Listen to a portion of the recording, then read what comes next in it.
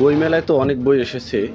তো শিশু কিশোরদের জন্য আসলে কোন বইগুলো সবচেয়ে পড়া উচিত, বা কোন বইগুলো সবচেয়ে বেশি উপযোগী বলে আপনি মনে করছেন?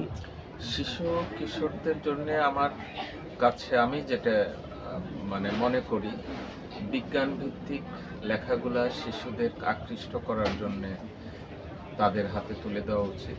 বিশেষ করে একজন শিশু যখন, আপনার স্পষ্ট মনে থাকার কথা যে একজন শিশু কিন্তু একটা সময় ছিল যখন টেলিভিশনে শিশুরা আবদ্ধ ছিল। রিমোটটা কিন্তু শিশুদের, কিছু কিছু শিশু রিমোট তাদের কাছেই রাখতো। রিমোট দিয়ে ধরেন টেলিভিশন বন্ধ করে চলে গেলেন, কিছুক্ষণ পরে দেখা গেল যে ওই শিশুটি ওই রিমোটটি নিয়ে যে চ্যানেল, কার্টুন বা তার আকর্ষণ ফিল করে যে চ্যানেলটা, সেখানে কিন্তু সে ফিরে গেছে। কিন্তু আপনি দেখবেন যে ওইটা কত নাম্বার চ্যানেল, ওইটাও ওই শিশুটা কিন্তু জানে না, কিন্তু তাই কিন্তু ঠিকই খুঁজে বের করে ফেলছে। তো সেক্ষেত্রে এই শিশুদের হাতে বিশেষ করে মানে গণিতের যে বিভিন্ন ধরনের আকর্ষণ ভিত্তিক ধাঁধা রয়েছে, শিশুদের উপযোগী করে লেখা, এবং সেই লেখার মধ্যে একটা মেসেজ থাকতে হবে, মোটিভেশন থাকতে হবে।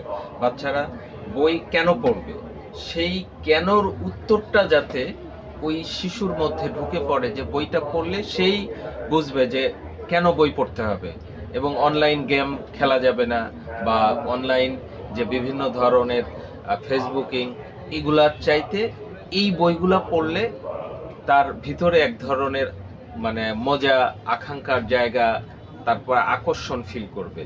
তাদের জন্য তাদের উপযোগী করে বই লেখা খুবই জরুরি। তরুণ যারা লেখক রয়েছেন, এবছর বইমেলায় অনেক তরুণ লেখকের বই এসেছে। আমার মনে হয়, আমি তাদেরকে সাথে কথা বলে যেটা বুঝতে পেরেছি, তারা পারবেন, কিন্তু এই সংখ্যাটা যথেষ্ট না। আরও বেশ কিছু শিশুদের এবং বিজ্ঞান ভিত্তিক, গণিত ভিত্তিক বইগুলা শিশুদের হাতে তুলে দেওয়া উচিত। এবং এক্ষেত্রে প্রকাশক যারা আছেন, প্রকাশকদেরও এগিয়ে আসা উচিত। আশা করি আপনারা সবাই ভালো থাকবেন, সুস্থ থাকবেন। আসসালামু আলাইকুম ওয়া রাহমাতুল্লাহ।